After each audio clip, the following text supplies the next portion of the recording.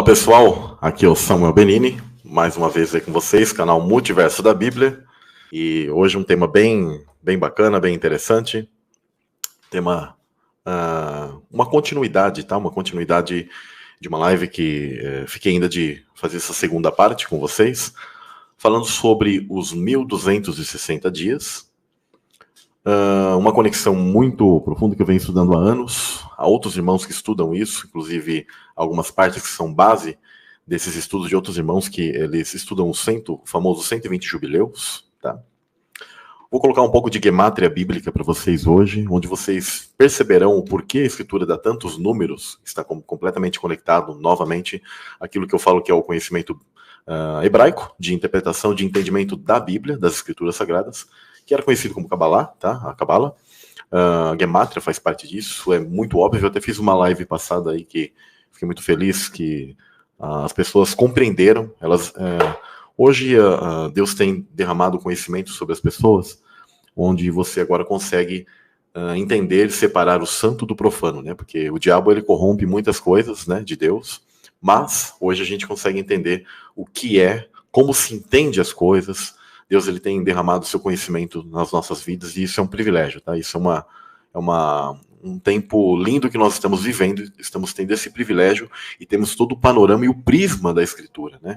Os profetas do passado, eles também tiveram muito entendimento, mas muitas coisas eles não viram se realizar, né? Agora, houveram outros que eles até viajaram no tempo, como João, por exemplo, ele viu o nosso tempo e veio até nosso tempo, literalmente, né? Eu creio dessa maneira.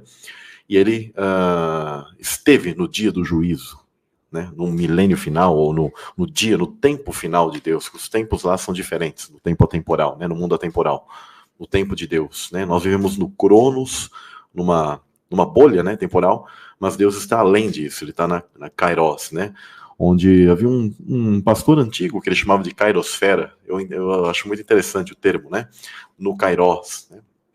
Alguns até falam sobre Aeon e Kairos, mas na verdade Aeon e Kairos estão envolvidos no mesmo nível, tá?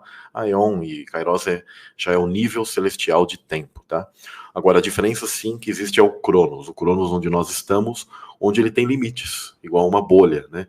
Então todas as possibilidades que existe de espaço e tempo, porque o espaço e o tempo estão juntos, nós estamos contidos aqui, e isso é passageiro. Deus ele vai retirar isso, tá? Isso na vinda de Cristo, aí nós seremos levados para uma nova realidade, e tudo isso vai acabar.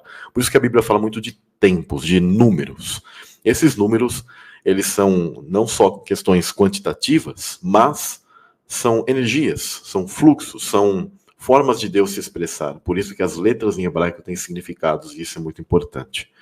A gente vai aí depois falar um pouco sobre conexões daquilo que é a Agenda 2030. Eu já falei um pouco já no próprio Telegram e no canal aqui. E que eles relacionam com essa questão de caos climático. Vou depois recomendar 2 lives, tá, do irmão Júlio, lá do canal DNA Ciência de Deus, que aí ele vai dar detalhes, para não ficar uma coisa muito longa, mas sobre o que é aquilo que a gente chama de inversão magnética, mas pelo teor bíblico, entendimento científico correto, sem sensacionalismo, mas que a elite ela esconde e ela não quer que você compreenda e associe com aquilo que a Bíblia já falava. Tá? A Bíblia, a Escritura, ela já falava sobre todas essas questões, então eles não querem que você associe e aí vão direcionar tudo para uma espécie de futuro reino do anticristo. Né? Então, eu já, de primeira questão, vou falar para vocês. Quem não assistiu a outra live, eu vou compartilhar aqui a tela. É o seguinte. Tem aqui alguns materiais, né? Inclusive, recentemente, o YouTube, o Elo Perdido, episódio 3, tá? O YouTube deletou por direitos autorais. Mas fazer o quê, né? E aí, mas eu vou colocar de novo, vou colocar novas imagens. E a parte 4 já está saindo, depois vou fazer todo o compilado, tá? Tem um dos vídeos que eu acho ele muito importante, que é esse aqui, pessoal. Ó. Esse 70 Semanas de Daniel, Calendário Luno e Solar, Perguntas e Respostas, inscritos, parte 1. Então, o vídeo de hoje é a segunda parte desse material. A Já foi feito há um tempo, há 5 meses atrás. Tava até de blusa aqui, tava com um pouco de frio. E é muito importante vocês terem esse material em mente. Na verdade, a playlist minha de Apocalipse, tá? Ela não é uma playlist tão fácil de você compreender, mas eu busco falar com a maior simplicidade de todos esses assuntos aqui e colocar todos os mistérios de Deus para vocês. Então, tem verso a verso, do capítulo 1 ao 4, 5 ao 11, todos os capítulos, tá? Explicados daquilo que Deus ele tem proporcionado para cada um de nós, para minha pessoa em específico. Tem aqui um vídeo também anexo, que é sobre que nós estamos já nos 5 primeiros selos, tá? Porque algumas pessoas às vezes não compreendem, tudo elas acham que é para o futuro. E tem aquele povo, principalmente o pessoal adventista, né? Eu respeito o pessoal, mas vocês estão completamente errados, onde eles acham que tudo é do passado e tudo é o... Eles falam da Igreja Católica, eles não têm... O espiritual eles não entendem, né? A questão de Satanás, etc. Então eles já são ao contrário. Tem os preteristas, tudo é passado do Apocalipse, é o pior de todos essa visão. Tem os futuristas, que eu compreendo talvez porque eles entendem assim, porque eles não têm noção do atemporal. E por isso que eu chamo essa playlist de Apocalipse atemporal. Escatologia de uma maneira muito mais ampla e correta, onde você vai reunir através do conhecimento hebraico para poder ter um entendimento de todas essas passagens. E aí tem a questão, tá, do arrebatamento, sinais dos céus, né, entre outras coisas. Então, nós estamos... Essa live aqui também é uma live extra sobre Israel-Palestina, porque isso faz parte do nosso contexto final. É importante que vocês tenham a noção de todas essas lives. Aqui, em total, com a live que está sendo feita hoje, temos já 10 vídeos, 10 lives aí de em torno... A maioria são em base sempre de 2 horas, 2 horas e meia, né? Onde tem muito conteúdo para você pegar, anotar e você criar ali um estudo e ter uma panorâmica do livro de Apocalipse. Você vai ter uma compreensão muito melhor.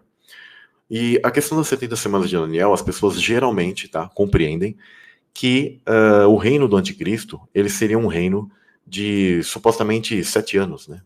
Só que a escritura, ela nunca mesmo, tá? Em nenhum momento ela disse que é um reino de 7 anos. Sempre a escritura colocou que é um período de 3 anos e meio. Vale lembrar que o reino do anticristo, ele, para vocês terem uma ideia, vou dar um exemplo. O termo Mashiach, tá? Em hebraico, ele, vou até colocar aqui, ó, Gemátria, para que vocês compreendam. Tudo é uma imitação, tá, pessoal? Shir, Nahash. Olha que interessante. Tá? O termo Mashiach, em hebraico, ele tem uma gemátria, uma soma das letras, que dá 358. Que também é a mesma gemátria do termo Nahash, a serpente, que é Satanás. Lembrando que a serpente do Éden não é como o sistema religioso ensina, que é um bichinho escamoso que ele foi possesso, né? É Satanás em pessoa. Se você crê na Bíblia, você vai fazer leitura ali de Apocalipse, onde ele fala que essa serpente é Satanás. Satanás é a antiga serpente, ele é. Porque é uma terminologia para os serafins. Os serafins são chamados de serpentes, ou serpentes ardentes. Tá?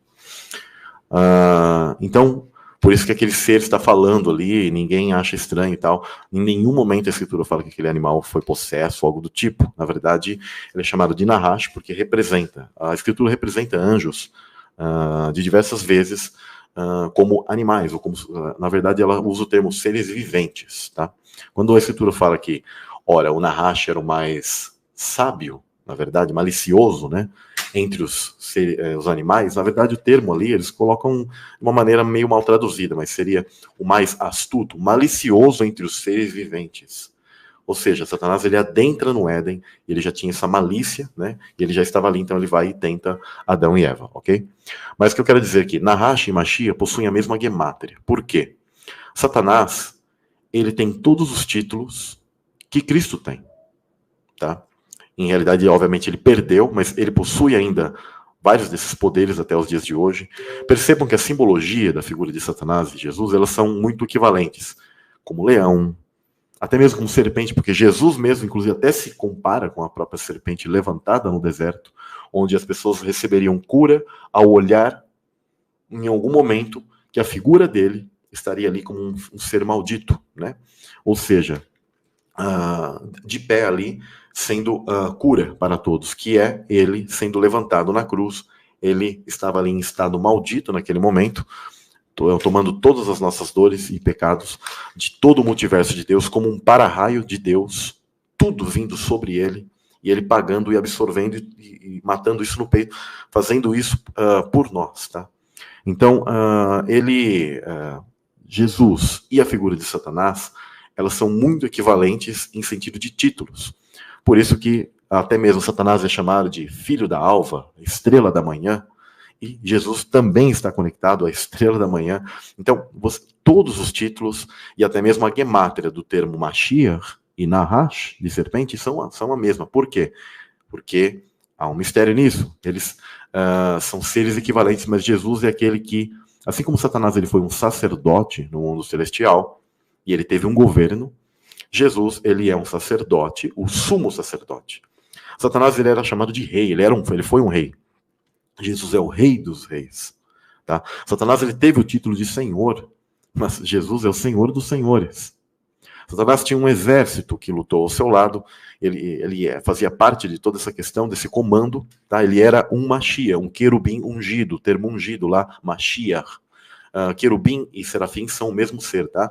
Algumas pessoas pensam assim, mas não são seres diferentes. Em realidade, existem até alguns querubins mencionados na Bíblia de 4 asas e serafins de 6, mas existem em outras partes da Bíblia, não é o caso agora, onde os querubins e serafins ambos possuem 6 asas. São o mesmo ser, só que apenas em funções diferentes, é a mesma hierarquia, né? Então o querubim às vezes está guardando, e esse mesmo querubim ele age como sacerdote, ou seja, serafim, como serpente, chamado serpente, no mundo hebraico, para ele fazer o quê? O processo de sacerdócio, tá? Então, são, na verdade, é intercambiável.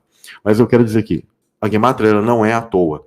E assim como Jesus ele teve um ministério de 3 anos e meio, prestem bem atenção, Jesus teve um ministério de 3 anos e meio, o anticristo, a figura final, ela tem um ministério de 3 anos e meio.